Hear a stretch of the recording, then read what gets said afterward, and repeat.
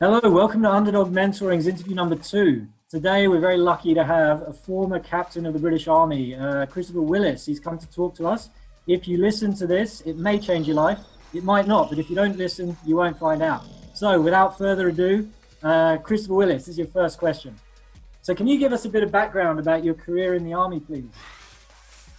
Good morning. Yeah, sure.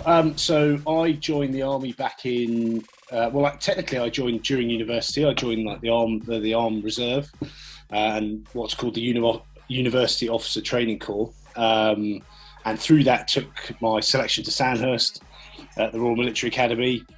Passed somehow, and then after uni, I went to Sandhurst, and that was sort of 2012. Joined the infantry, and then spent best part of a decade all over the place. So I served in Afghanistan, Kenya, Jordan. I lived out in Cyprus for a few years as part of my unit's duties, but then also got to go to New Zealand, America, France, all over the place really. So yeah, did a bit of everything.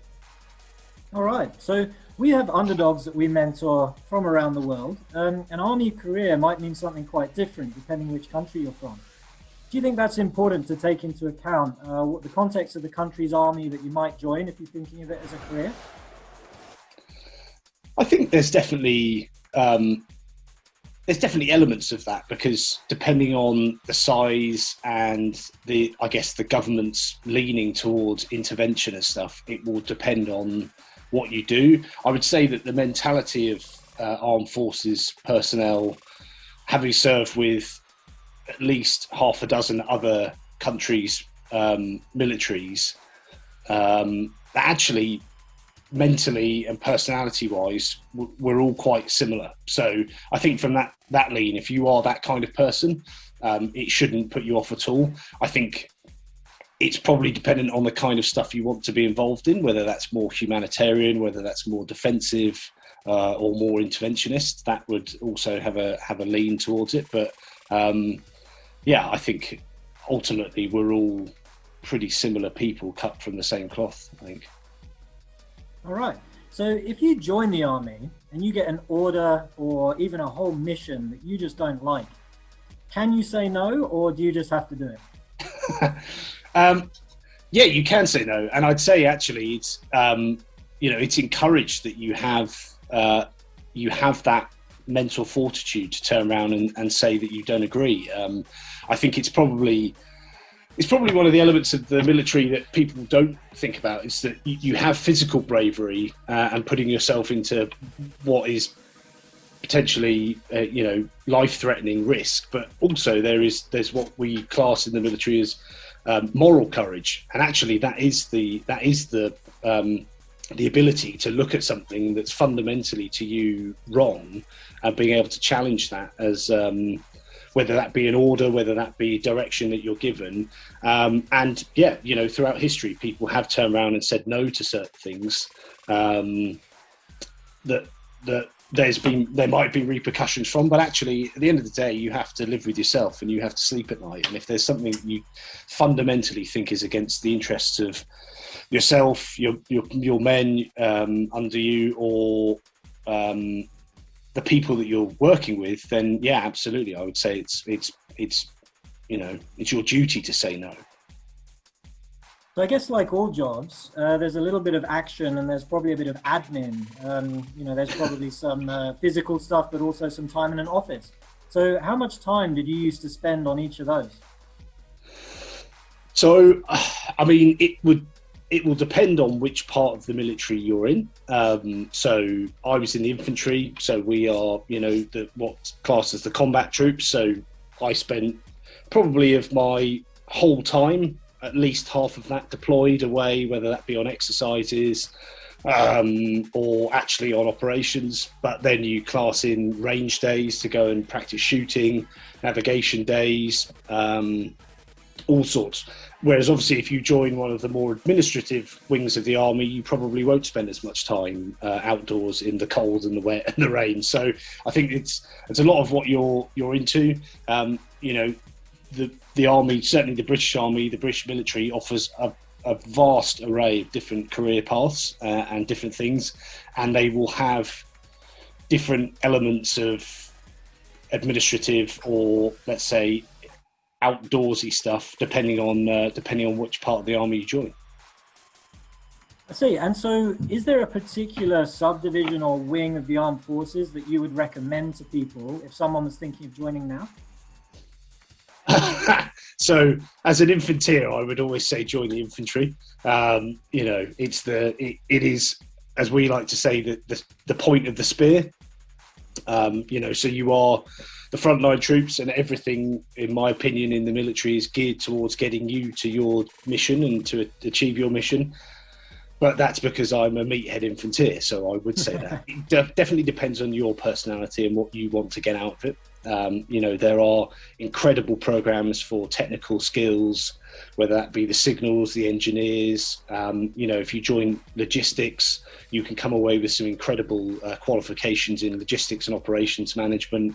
For me, it was, when you're a kid and you're playing soldiers, you don't ever pretend to be driving the truck that brings the bullets to the front line. You pretend to be a soldier, So for me, it was very simple, and I'm an outdoorsy kind of guy, and that's what I wanted to do.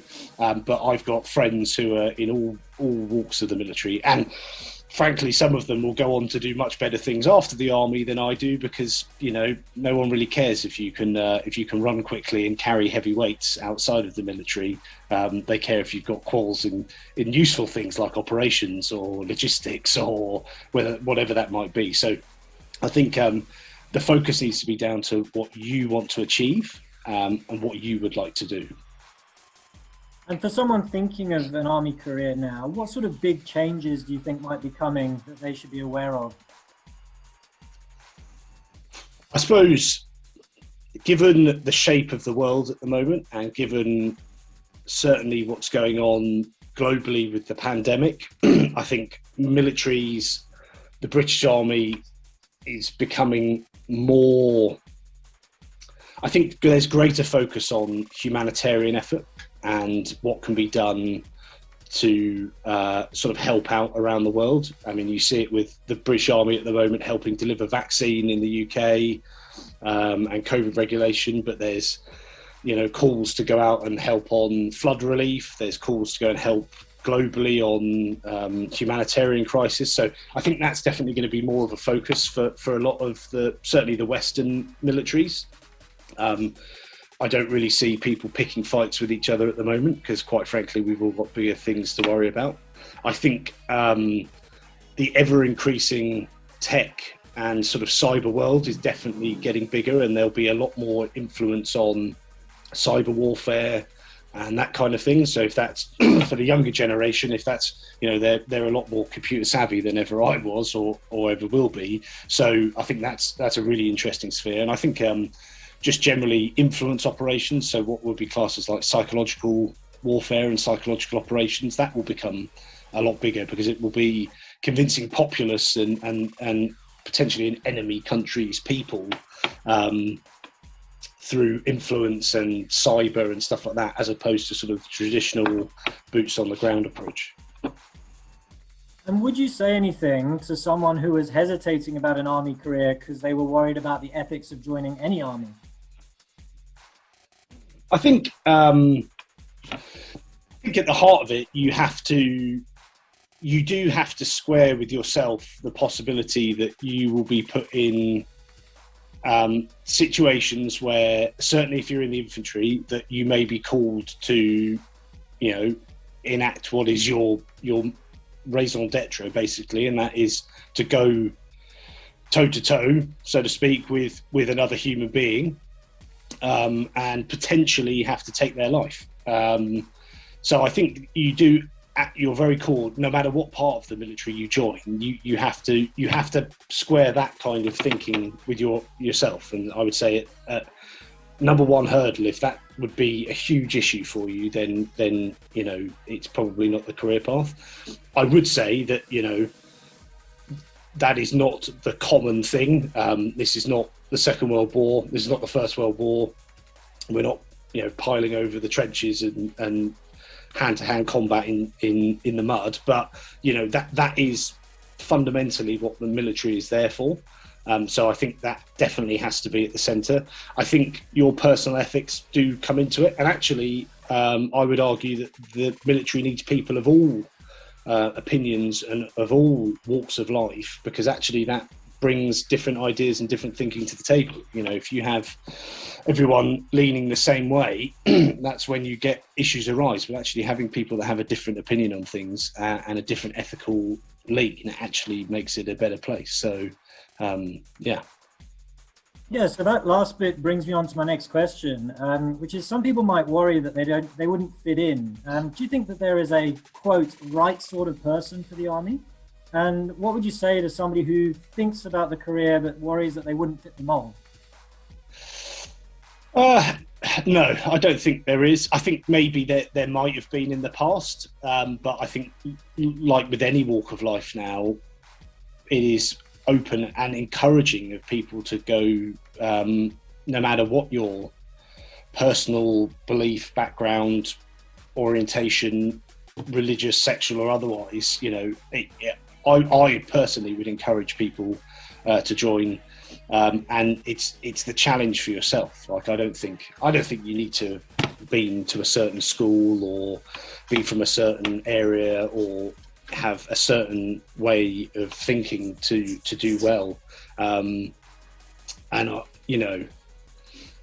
I think actually it's for me it was, you join the army, you're under a flag, a banner, and that is the banner that you all march under, and you're a giant family. And it doesn't really matter what else you might want to do, get up to in your private life. We all work together under the same sort of cap badge, regimental crest, whatever it is, and that's your family. And so I served and I had soldiers under my command from all walks of life, of all different religious creeds, of different sexualities, and actually it made the platoons and the units that I served in better for it.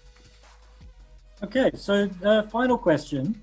You were in the army in your 20s until your mid-30s. Is it like being a sportsman where it's kind of a career for young people, or can you stay in the army until you get old? So you definitely can. Like you can stay in. People have very long and illustrious careers in the military, no matter their age. I would say. Again, it depends on what part of the military you're in. Certainly at 30 years old, trying to run around with my house on my back with 21-year-olds, you notice it. Yeah, you wake up. I woke up about 5 years ago with a pain in my leg, and everything now hurts. It's never gone away. So, but that's age. So I think there are definitely areas of the military that might not be as easy the older you get, but I think ultimately if you love what you're doing, it doesn't really matter. Like I've got mates who are still in, and some of whom will be what we used to call lifers, and they'll stay for the whole career, and they'll do really well, and they'll climb the ranks, and they'll continue onwards.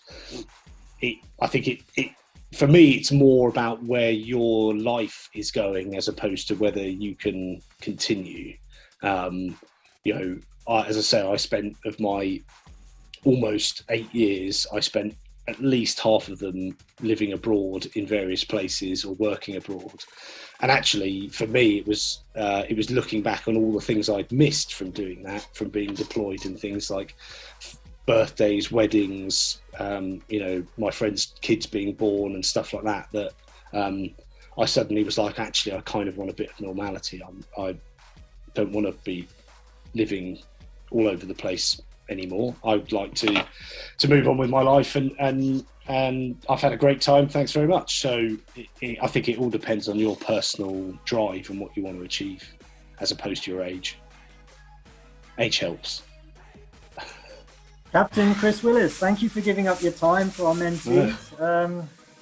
Thank you very much. Yeah, pleasure. Thanks very much.